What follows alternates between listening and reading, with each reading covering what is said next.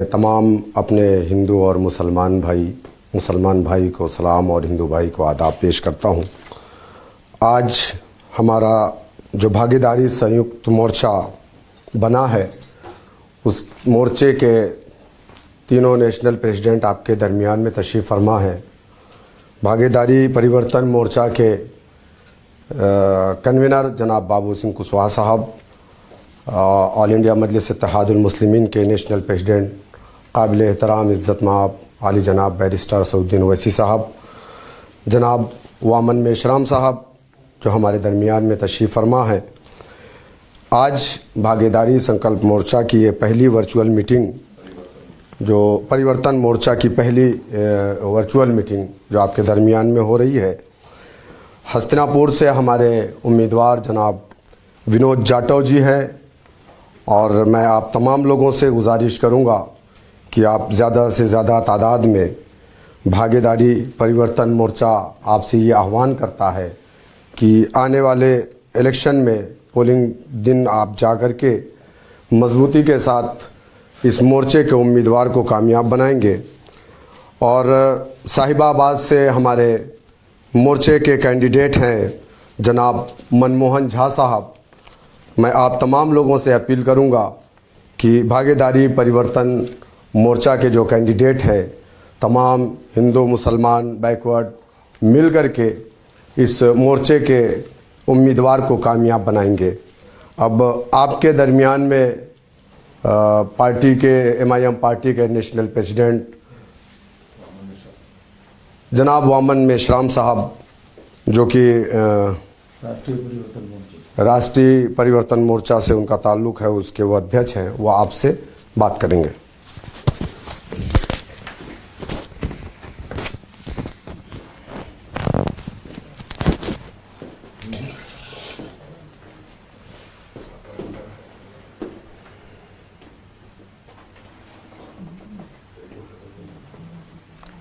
साथियों, हस्तिनापुर और शाहिबाबाद उत्तर प्रदेश में जो 2022 में विधानसभा का चुनाव होने जा रहा है, उसके पहले चरण में हस्तिनापुर और शाहिबाबाद ये दो चुनाव क्षेत्र है और इस दो चुनाव क्षेत्र में विनोद जाटव और मनमोहन झा ये कैंडिडेट जो गठबंधन भागीदारी परिवर्तन मोर्चा बनाया गया है उसके तरफ से चुनाव लड़ रहे हैं। इसके अलावा 10 फरवरी को भागीदारी परिवर्तन मोर्चा के और भी कैंडिडेट इस परिवर्तन मोर्चा में, भागीदारी परिवर्तन मोर्चा में सहभागी है। पर्टिकुलरली आज हम लोग हस्तिनापुर और शाहिबाबाद विधानसभा के जो मतदाता है, उन मतदाताओं को संबोधित करने का प्रयास कर रहे हैं। आप लोगों को याद होगा 8 तारीख को चुनाव आयोग के द्वारा जब चुनाव का कार्यक्रम घोषित किया गया तो पदयात्राओं पर और रैलियों पर, फिजिकल रैलियों पर पाबंदी लगा दी गई। इस वजह से मतदाताओं को संबोधित करने के लिए, जनसंपर्क करने के लिए या हमारा अपना मैसेज देने के लिए हमें वर्चुअल कार्यक्रमों का आयोजन करना पड़ रहा है। आज आप लोगों के सामने हम वर्चुअल कार्यक्रम के माध्यम से आप लोगों से मुखातिब है, आप लोगों को संबोधित कर रहे हैं। तो इस तरह से हम लोग ये जो 22 के विधानसभा का चुनाव है, इस विधानसभा के चुनाव में हम लोगों ने भागीदारी परिवर्तन मोर्चा बनाया है। ये भागीदारी परिवर्तन मोर्चा, जिसमें मुख्यतः एमआईएम, जनाधिकार पार्टी और बहुजन मुक्ति पार्टी, ये 3 पार्टियां प्रमुख पार्टियां हैं, जिनका प्रदेश स्तर पर सारे प्रदेश में, सारे जिलों में संगठनात्मक प्रभाव है, ऐसा कहा जा सकता है। और उसके साथ साथ 22 तारीख को प्रेस कॉन्फ्रेंस में और भी हमारे 2 छोटे दल, उनको भी इस गठबंधन में सहभागी किया गया है। उस दौरान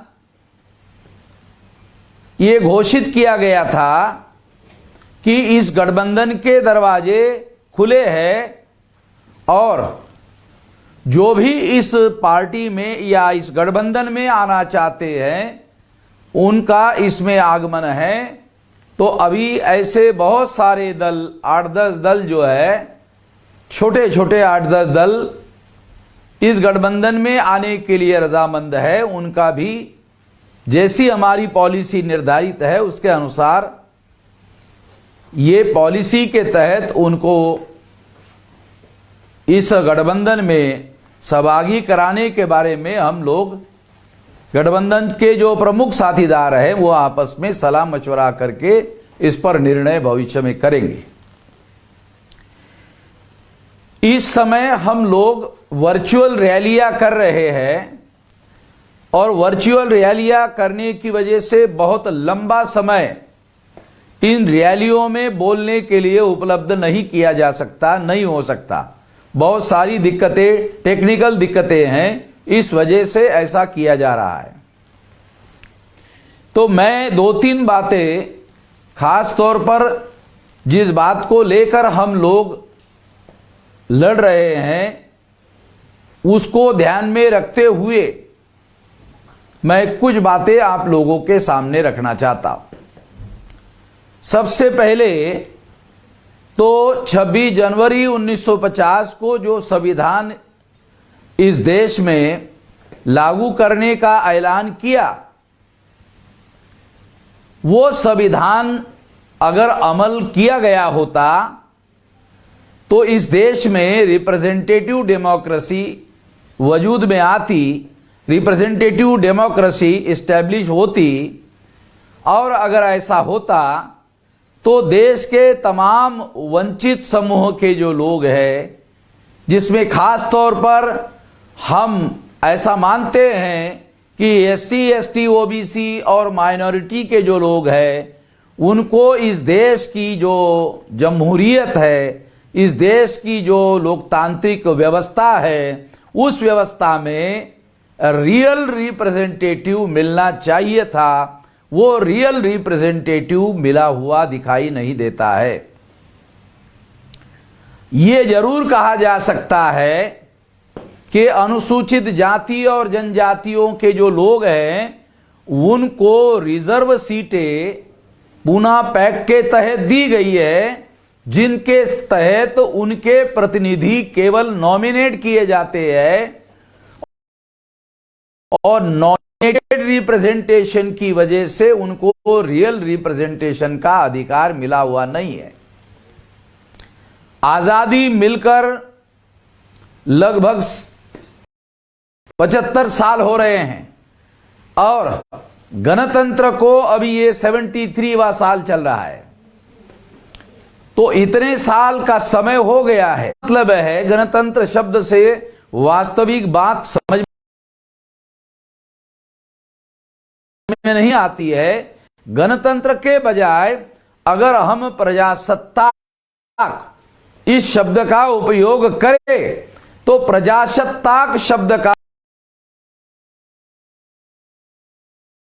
प्रयोग करने का मतलब यह होता है कि प्रजा की सत्ता होनी चाहिए और प्रजा की सत्ता लोकतंत्र में प्रतिनिधित्व के द्वारा ही साध्य की जा सकती है और कोई भी वास्तविक लोकतंत्र रिप्रेजेंटेटिव के ही आधार पर वजूद में।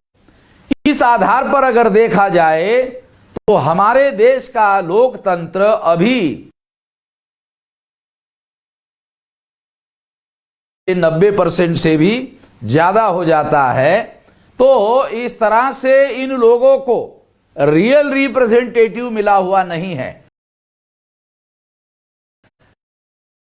प्रतिनिधित्व नहीं मिला हुआ है। हमारी कोशिश, ये जो गठबंधन हमने बनाया, ये गठबंधन जिन लोगों को इस देश के जमहूरियत में, इस देश के लोकतंत्र में, इस देश के डेमोक्रेसी में वास्तविक रिप्रेजेंटेशन हासिल करवाने के लिए ये प्रयास हम लोग कर रहे हैं। और ये प्रयास के तहत ही उत्तर प्रदेश के चुनाव में हम लोग उतरे हुए हैं। आने वाले समय में 403 विधानसभा का चुनाव होना है और 10 फरवरी को पहले चरण का वोट पड़ेगा। और हम लोगों ने पहले प्रेस कॉन्फ्रेंस में यह घोषित किया है, उसके अनुसार 403 विधानसभाओं पर हम चुनाव लड़ेंगे। अब तक 380 सीटों पर हम लोगों का, सभी लोगों का सहमति हो गई है। 23 सीटें बाकी है और वो जल्दी ही हम लोग बैठ के तसल्ली से फाइनल कर देंगे। इसमें कोई बहुत बड़ी समस्या आने वाली नहीं है। मैं देश में इन लोगों को विकास का नारा देकर भ्रम में डाला जा रहा है और विकास के संदर्भ में जो बताया जा रहा है, मैं ये बात खास तौर पर आपको बताना चाहता हूं कि आजादी के आंदोलन में, जब आजादी का आंदोलन गांधी जी और नेहरू जी के नेतृत्व में चलाया जा रहा था, तो उस समय स्वराज्य की बात की जा रही थी। आजादी मिलने के बाद जिन लोगों को स्वराज्य मिला, उन लोगों के द्वारा स्वराज्य के हासिल करने वाले लोगों ने सुराज्य की बात करना शुरू कर दिया और सुराज्य के तहत उन लोगों ने विकास का एजेंडा और विकास का कार्यक्रम चालू किया। विकास के कार्यक्रम में उत्तर प्रदेश का उदाहरण देते हैं कि विकास के कार्यक्रम में हमें दो चित्र दिखाई देते हैं। एक तो विकास के बारे में उत्तर प्रदेश में बताया जाता है कि 13 इंटरनेशनल एयरपोर्ट बनाए गए हैं। चलो, बनाए गए होंगे। बहुत सारे एक्सप्रेस हाईवे रोड बनाए गए हैं। चलो, ये भी मान लेते हैं कि बनाए हैं। मगर जो इंटरनेशनल एयरपोर्ट बनाए गए हैं, वो जो वंचित समूह है देश का, जो वंचित समूह है देश का, उनके लिए वो विकास का कार्यक्रम है, ऐसा नहीं कहा जा सकता। और जो सुपर एक्सप्रेस हाईवे बनाए गए हैं, वहां वंचित समूहों के लोगों को अपनी बैलगाड़ियां, अपने मोटरसाइकिल या साइकिल चलाने के लिए भी पाबंदी है। इसलिए वो डेवलपमेंट भी उनके लिए है, ऐसा नहीं माना जा सकता। इसलिए ये जो गठबंधन बनाया गया है, ये गठबंधन कुछ हद तक हम ऐसा कह सकते हैं कि हम लोग हमारे लोगों का स्वराज्य चाहते हैं। हमारे लोगों का अगर स्वराज्य नहीं होगा तो हमें अपने लोगों का स्वराज्य भी स्थापित नहीं किया जा सकता। मां के प्रेयर में मैं एक किस्सा आपको बताता हूं और ये किस्सा बताकर बात समाप्त करता हूं, क्योंकि मैं स्वराज्य और सुराज्य का फर्क समझाने के लिए उदाहरण बता रहा हूं। वर्धा में बाबा साहब अंबेडकर गांधी जी को मिलने के लिए गए थे, तो गांधी जी ने उनको कहा था कि ये बात किसी को भी मत बताना कि आप मिलने के लिए आ रहे हैं। तो उन्होंने किसी को भी नहीं बताया, मगर वो बात लीक हो गई और लाखों की संख्या लोग जो है वहां इकट्ठा हो गए। तो गांधी जी ने बाबा साहब अंबेडकर को पूछा कि आपके सीक्रेट रखने के बावजूद भी इतने सारे लोग इकट्ठा हो गए हैं, क्या बात है? कि इतने सारे लोग, मैं यहाँ बार बार लोगों को आपके बुलाता हूं, बुलाने के बाद भी लोग नहीं आते, और आपने नहीं बुलाया फिर भी लाखों की संख्या में लोग आ गए हैं, क्या बात है। तो बाबा साहब आम्बेडकर ने गांधी जी को कहा कि गांधी जी, दाई का प्रेम और माई के प्रेम में फर्क होता ही है। आप प्रेम कर रहे हैं मगर ये दाई का प्रेम है और मेरा प्रेम माई का प्रेम है, तो मां और दाई के प्रेम में तो फर्क होता ही है। इसलिए हम ये चाहते हैं कि तुम हमारे लिए स्वराज्य लाओगे, इस पर हमारा यकीन नहीं है, क्योंकि ये माई और दाई के तरह ही है। हम चाहते हैं कि हम लोगों का स्वराज्य हो, हमारे लोगों को भी राज करने का, ये देश हमारा है। ये देश जो है जैसे दूसरों का है वैसे हमारा भी है, और हमें अधिकार है। और संख्या के अनुपात का सिद्धांत अगर डेमोक्रेसी में मान लिया जाए तो ये अधिकार हमारा बहुत मजबूती से है। इसलिए मैं ऐसा मानता हूं कि हमें केवल स्वराज्य नहीं चाहिए, केवल विकास नहीं चाहिए, हमें स्वराज्य भी चाहिए, और ये स्वराज्य के लिए ये गठबंधन काम करेगा, ऐसा मैं इस मौके पर कहना चाहता हूं। मैं अपनी बात इतनी ही चाहता हूं। धन्यवाद।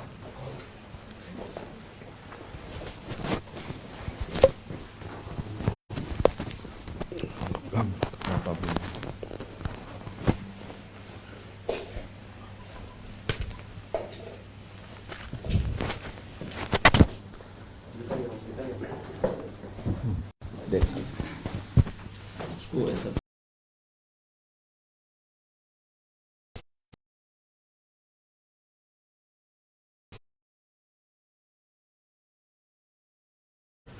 हमारे भागीदारी परिवर्तन मोर्चा के कन्वीनर भी हैं और हमारे चीफ मिनिस्टर के कैंडिडेट भी हैं। वो आप तमाम लोगों से बात करेंगे, मुखातिब करेंगे। जनाब बाबू सिंह कुशवाहा।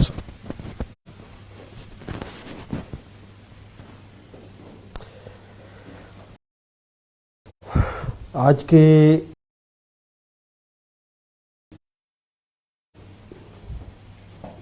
वर्चुअल मीटिंग में हमको सुन रहे सभी हमारे साथियों, हमारे साथ बैठे हुए AIMIM के अध्यक्ष जी आदरणीय ओवैसी साहब, आदरणीय मेश्राम साहब, साथियों, मेश्राम साहब ने बहुत अच्छी बातें आपके बीच में रखी।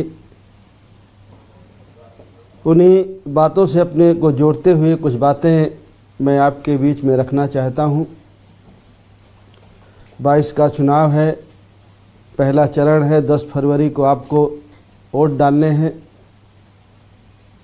और जब वोट डालना है हमें, तो हमें इस चीज़ को ज़रूर ध्यान में रखना है कि हर 5 साल में जब हम वोट डालने जा रहे हैं तो जिसको हम वोट देते हैं और उस वोट से जो जीत के जाता है, क्या उससे हमारा कुछ फ़ायदा हो सकता है या उससे हमारा नुकसान हो सकता है कुछ। ये पहली और प्राथमिक ज़रूरत है ये हमारी। मैं ये बात को अक्सर सभी साथियों के बीच में कहता हूँ कि जो 5 साल में चुनाव आता है या 2.5 साल में आता है, और जब हम वोट डालते हैं, अगर वोट डालते समय हमारे दिमाग में ये बात आ जाए कि जिसको हम वोट डाल करके चुनने वाले हैं, विधानसभा में भेजने वाले हैं, या जब पार्लियामेंट का चुनाव होता है पार्लियामेंट में भेजने वाले हैं, ये जा कर के हमारे लिए कुछ अच्छा कर सकता है या हमारा कुछ नुकसान कर सकता है। अगर ये चीज़ हमारे समझ में आ जाए तो हमारे और हमारे बच्चों की किस्मत का बदलना शुरू हो जाए। आदरणीय मेश्राम साहब ने बहुत ऐतिहासिक बातें और इस गठबंधन के करने की वजह के बारे में सारी बातें उन्होंने कही। अगर हम इस वोट की ताकत को पहचान लें तो हमारी सारी समस्या का समाधान हो सकता है। आज हस्तिनापुर के हमारे भागीदारी परिवर्तन मोर्चा के कैंडिडेट हैं विनोद जाटव जी, और शाहियाबाद के हमारे पंडित मनमोहन झा जी हैं। दोनों कैंडिडेट हमारे भागीदारी परिवर्तन मोर्चा के हैं, लेकिन AIMIM के पार्टी के कैंडिडेट के तौर पर आपके सामने हैं। आप बहुत सारे किसान भाई हैं, बहुत सारे बिजनेसमैन साथी हैं, बहुत सारे मजदूर हैं, बहुत किस्म के काम धाम हम लोग करते हैं। हमने 5 साल भारतीय जनता पार्टी की सरकार को देखा है, सरकार के कार्यकाल को देखा है। हमें ये देखने की ज़रूरत है कि इस सरकार में हमें क्या फ़ायदा हुआ। उन्होंने कहा था हमें रोज़गार देने के लिए, क्या हमें रोज़गार मिला? उन्होंने कहा था महंगाई कम करने के लिए, क्या महंगाई कम हुई? नोटबंदी के समय उन्होंने कहा था कि आतंकवाद खत्म हो जाएगा, काला धन आ जाएगा। बहुत सारी बातें उन्होंने हमारे बीच में कही। उसके पहले 5 साल समाजवादी पार्टी की सरकार थी, उस सरकार को भी हमें सामने लाने की ज़रूरत है। समाजवादी पार्टी चाहती है कि उसके कार्यकाल को हम भूल जाएं, हम खाली याद रखें कि भारतीय जनता पार्टी को हराना है तो उनको वोट दो। हमें समाजवादी पार्टी के भी कार्यों को ध्यान में रखना जरूरी है। अगर हम समाजवादी पार्टी के कार्यकाल को याद रखेंगे तो हमें फैसला लेने में बहुत आसानी होगी। समाजवादी पार्टी के कार्यकाल में गरीब को, किसान को, कमज़ोर को, मजदूर के क्या हाल हुए? क्या भारतीय जनता पार्टी के समय से बेहतर हाल थे या इससे भी खराब हाल थे? इन सारी चीज़ों को हमें अपने सामने रखने की ज़रूरत है। आज चुनाव का वक्त है, सारे पार्टियों के नेता हमारे बीच में आते हैं, अपनी अपनी बातें रखते हैं, अपना अपना पक्ष रखते हैं। बहुत सारे वादे भी हैं हमारे सामने। कोई कहते हैं कि हम किसान हैं, किसान के कर्जे माफ़ कर देंगे। कोई कहता है हम लैपटॉप दे देंगे, मोबाइल दे देंगे, बिजली फ्री दे देंगे। बहुत सारी चीज़ें हमारे सामने आती हैं, लेकिन वो कब कर देंगे ये? क्या वो घर कर देंगे? क्या चुनाव जीतने से वो पहले कर देंगे? या जब चुनाव में हम उन्हें वोट दे करके जिता करके सत्ता में भेज देंगे और जो सत्ता में जाएगा वो राज खजाने का मालिक होगा? क्या राज खजाने से करेगा या वो घर से करेगा? और जब उसे जीतने के बाद राज खजाने का मालिक बनना है और राज खजाने से करना है तो उससे क्यों कराना? अगर उसकी नीयत अच्छी होती तो पहले कर सकता था, हमने उसे पहले मौका दिया है। इससे ये काम उससे नहीं कराना, ये काम तो हम खुद भी कर सकते हैं। गरीब का, किसान का, मजदूर का, दलित का, पिछड़े का, अक़लियत का बच्चा भी कर सकता है। MIM के लोग भी कर सकते हैं, बावन मेश्राम साहब के लोग भी कर सकते हैं, बाबू सिंह कुशवाहा के लोग भी कर सकते हैं। अगर हमारे लोग अपनी वोट की ताकत को पहचानें और अपने वोट का सही इस्तेमाल करें तो आने वाला समय हमारे आने वाली पीढ़ी का होगा। आज जो देश के हालात हैं, कुछ लोगों ने हिंदुत्व के नाम पर हमारा वोट लिया और सत्ता में गए, हमारे बच्चों की शिक्षा ख़त्म की, रिजर्वेशन ख़त्म किया, आगे बढ़ने के सारे मौके ख़त्म किए। हर हाल में हर तरह से हमको पीछे करने की कोशिश की। और दूसरी तरफ समाजवादी पार्टी कहती है कि देखो भाई, बीजेपी बहुत ख़राब पार्टी है, बैकवर्ड का नुकसान करती है, दलित का नुकसान करती है, मुसलमान भाइयों का नुकसान करती है, तो आप हमको वोट दे दो। लेकिन जब हम उन्हें वोट दे करके उनको सत्ता में जब हमने भेजा 4 बार, तो उनका भी कार्यकाल हमें याद है। जब हमने उनको सत्ता में भेजा और जब हमने कही कि हमें भागीदारी चाहिए, तो हमें भागीदारी नहीं मिली, लाठियाँ मिली। सत्ता में तो वो जाते हैं पिछड़ों के नाम पर और मुसलमान भाइयों के नाम पर, लेकिन जब वो सत्ता में पहुंच जाते हैं तो कुछ लोगों की सरकार हो जाती है, सबकी नहीं होती, कुछ की सरकार हो जाती है। हमारा जो भागीदारी परिवर्तन मोर्चा है उसका एक नारा है और ये पूरी दुनिया में है कि जिसकी जितनी संख्या भारी उसकी उतनी हिस्सेदारी। हम चाहते हैं कि हर क्षेत्र में जिसकी जितनी आबादी है उसको उतना हिस्सा मिले। चाहे वो सरकारी नौकरियां हो, चाहे वो प्राइवेट हो, चाहे वो ठेके पट्टी हो, चाहे वो विकास का काम हो, जिसकी जितनी आबादी है आबादी के हिसाब से आप हमको हिस्सा दीजिए। लेकिन लोग हमारा वोट तो लेना चाहते हैं, पिछड़ों के नाम पर हमारा वोट लेना चाहते हैं, लेकिन वोट लेकर के जब वो सत्ता में जाते हैं तो सत्ता में फिर वो सिपाही में, दरोगा में, पटवारी में, तहसीलदार में, एसडीएम में सबकी भागीदारी नहीं होती, कुछ की भागीदारी होती है। हम कहते हैं कि आप सीएम बन रहे हैं, 4 बार हमने आपको बनाया, तो आप 10 करिए तो 5 और लोगों को भी करिए। और बैकवर्ड क्लास की जातियां हैं और शेड्यूल कास्ट की जातियां हैं, मुसलमान भाई है जो आपको परमानेंट वोट करता है, लेकिन नहीं, भागीदारी की बात मत करिए। भागीदारी की बात हम करें तो हम खिलाफ हैं, भागीदारी की बात हम करें तो हम किसी और पार्टी से मिले हुए हैं, भागीदारी की बात करें तो हम आपके विरोधी हैं। अगर हम अपने हक अधिकार की बात करें, हम अपने बच्चों के हक अधिकार की बात करें, किसान के हक की बात करें, मजदूर के हक की बात करें, बच्चों के रोजगार की बात करें, तो कहते हैं कि नहीं, वो हमारे खिलाफ है।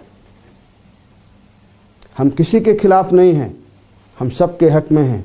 हम चाहते हैं कि सबको हिस्सा मिले, भागीदारी मिले।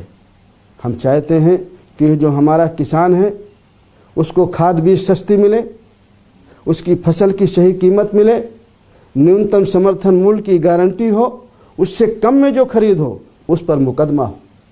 हम चाहते हैं जाति जनगणना हो। हम चाहते हैं कि छोटे दुकानदार किसान के कर्जे माफ हों। हम चाहते हैं एक समान शिक्षा पद्धति हो, चाहे वो गरीब का बेटा हो चाहे अमीर का बेटा हो। हमारे देश में दोहरी शिक्षा नीति है। एक तरफ प्राथमिक विद्यालय हैं, गांव में प्राइमरी स्कूल है जहां गरीब का, किसान का, दलित का, पिछड़े का, मुसलमान का बच्चा पढ़ता है। एक तरफ प्राइवेट पब्लिक स्कूल है जहां बड़े लोगों के बच्चे पढ़ते हैं। हम में से 10% लोगों के बच्चे जो प्राइवेट पब्लिक स्कूल में पढ़ते हैं, बाकी हम में से 90% के बच्चे तो प्राथमिक विद्यालय में पढ़ते हैं। एक तरफ सीबीएसई और आईसीएसई की पढ़ाई होती है और दूसरी तरफ यूपी बोर्ड की पढ़ाई होती है। जब गरीब का बच्चा प्राथमिक विद्यालय में पढ़ के जाता है और बड़े आदमी का बच्चा प्राइवेट पब्लिक स्कूल में पढ़ता है, और जब कंपटीशन में बैठता है तो गरीब को, किसान और दलित और पिछड़े अक़लियत के बच्चे के अंदर हीन भावना होती है, मैंने तो आईसीएसई नहीं पढ़ी, मैंने तो सीबीएसई नहीं पढ़ी। हम चाहते हैं कि एक समान शिक्षा पद्धति हो। गरीब का बच्चा टाटपट्टी में बैठ के पढ़ ले, बड़े आदमी का बच्चा एसी में बैठ के पढ़ ले, लेकिन पाठ्यक्रम एक हो, शिक्षा पद्धति एक हो। तो एक समान शिक्षा पद्धति हो, अनिवार्य शिक्षा हो और फ्री शिक्षा हो। हम चाहते हैं कि जो गरीब और कमज़ोर लोग हैं उन्हें इलाज की सुविधा हो, फ्री इलाज हो। जो बेचारे गरीब और कमज़ोर लोग हैं, 5 किलो अनाज का उन्हें लालच दिया जा रहा है, गैस सिलेंडर चूल्हे का लालच दिया जा रहा है। लेकिन अगर हम गैस सिलेंडर और चूल्हे की कीमत जोड़ें और उसका महंगाई का पैसा अंतर निकालें तो कितना पैसा हमसे ज़्यादा ले लिया जाता है। डीजल और पेट्रोल में 56 रुपये 1 लीटर में हमसे ज़्यादा पैसा लिया जा रहा है। किसान को 6,000 दे करके 60,000 ले लेते हैं और कहते हैं कि हमने आपको 6,000 रुपया दिया। अकेले डीजल से, पेट्रोल से अगर हम कहें तो सरकार ने 2425 करोड़ लाख करोड़ रुपया कमाए और उसमें से 2 लाख करोड़ रुपया पूरे देश के किसानों को दिया है। मैंने लगभग बताया, बाकी एक्चुअल जानकारी तो आदरणीय ओवैसी साहब को होगी, मेश्राम साहब को होगी। तो ये हमारे सामने समस्याएं हैं। साथियों, मैं आपसे एक ही बात कहना चाहता हूं कि ये लड़ाई खाली शौक के लिए या नेतागिरी की नहीं है। ये लड़ाई अपने बच्चों की हक हिस्से की लड़ाई है, इज्जत स्वाभिमान की लड़ाई है। इसलिए मैं चाहूँगा कि आने वाले 10 तारीख में जो हमारे ये दोनों प्रत्याशी हैं, हस्तिनापुर से विनोद जाटव जी और साहिबाबाद से पंडित मनोज झा जी, जिनका चुनाव निशान है पतंग। पतंग के सामने वाली बटन को दबा करके आप सभी साथी भारी बहुमत से विजयी बनाएंगे। जो आप इनको वोट देंगे वो आदरणीय मेश्राम के साहब के खाते में जाएगा, आदरणीय ओवैसी साहब के खाते में जाएगा और बाबू सिंह कुशवाहा के खाते में जाएगा। इसलिए मैं चाहूँगा कि आपका एक एक वोट हमारे इन दोनों साथियों के पक्ष में पड़े। बहुत बहुत धन्यवाद। नमस्कार। अब मैं आदरणीय ओवैसी साहब से चाहूँगा कि वो भी अपनी बातें आप लोगों के बीच में रखें।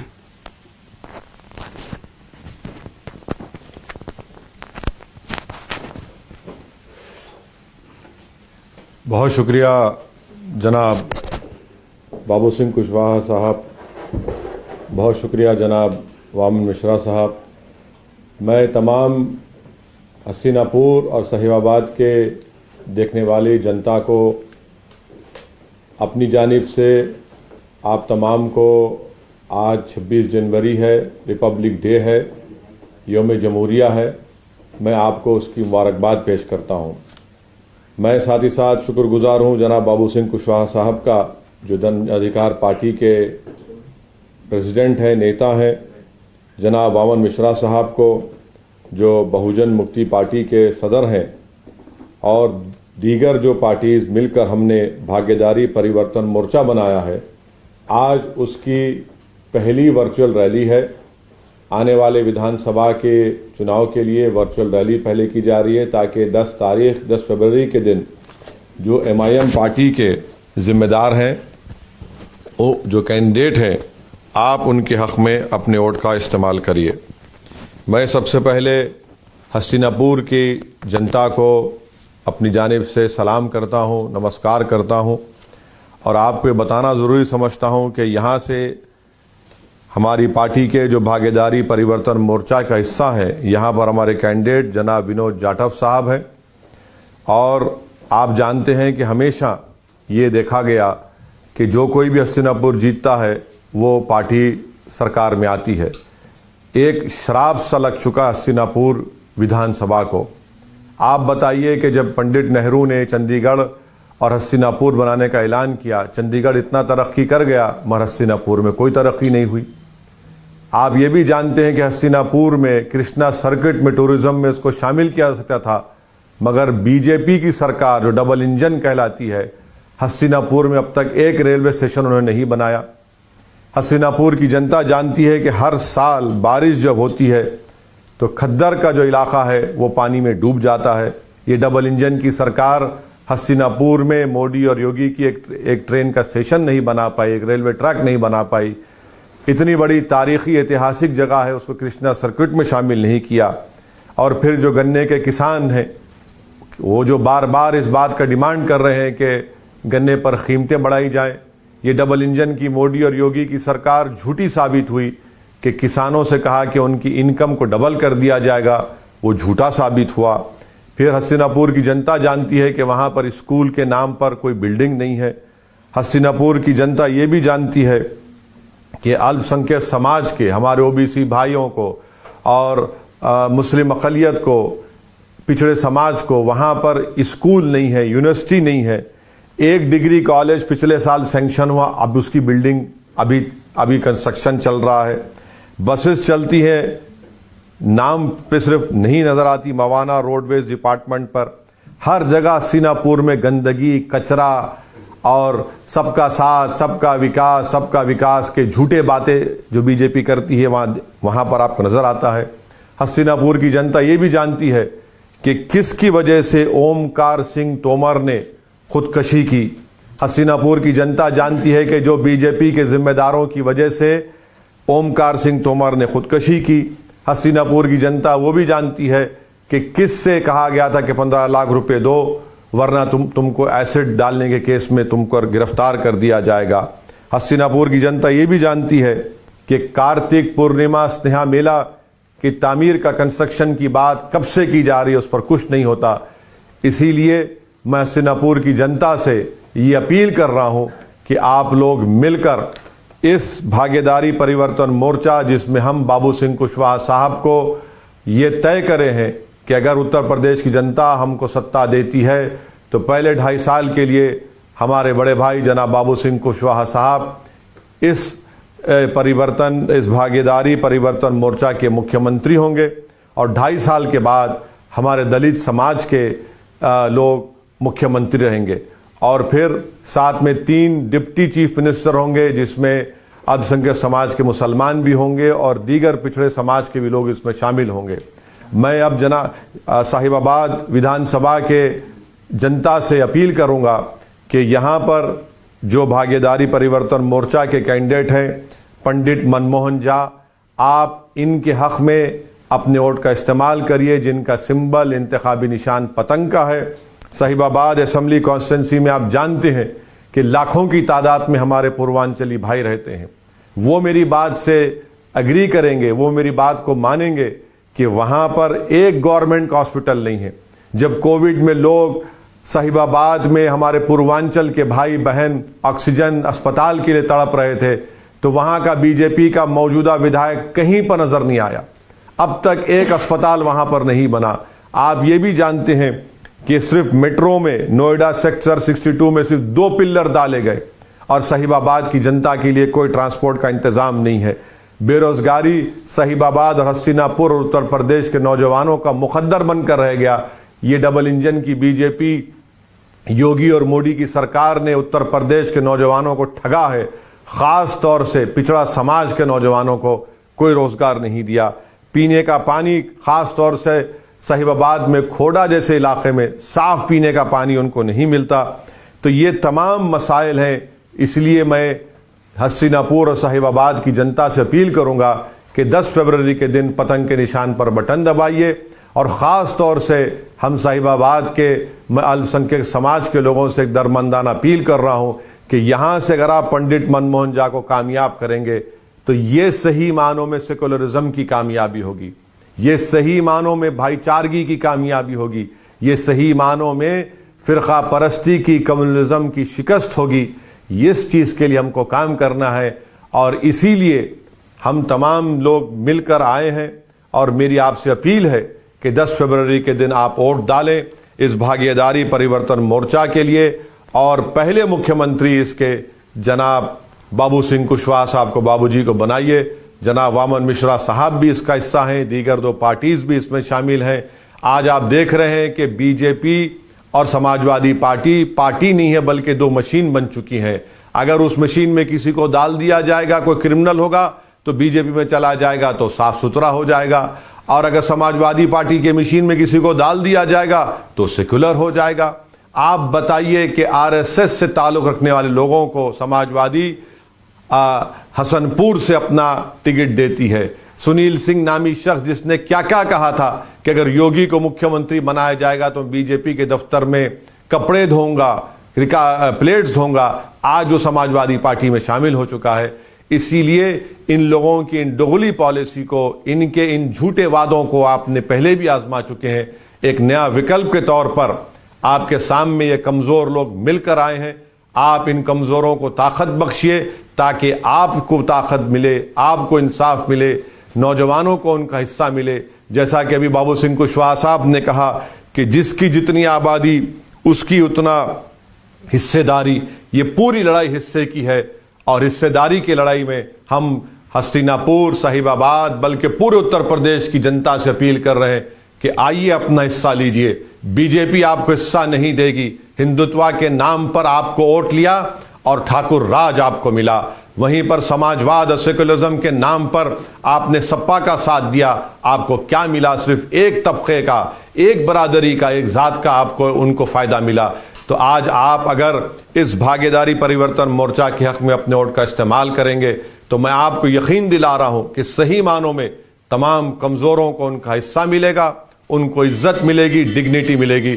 यही चंद बातें मुझे आप तक कहना था। 10 फरवरी के दिन मेरी फिर से साहिबाबाद और हस्तिनापुर की जनता से अपील है कि पतंग के निशान पर बटन दबाकर आप अपने हिस्से की लड़ाई लड़िए, अपना हिस्सा हासिल करिए ताकि उत्तर प्रदेश में एक इनकलाब बरपा हो, उत्तर प्रदेश में कमजोरों को एक ताकत मिले और इनको इज्जत मिले। यही हमारी आप तमाम से अपील है। बहुत बहुत शुक्रिया।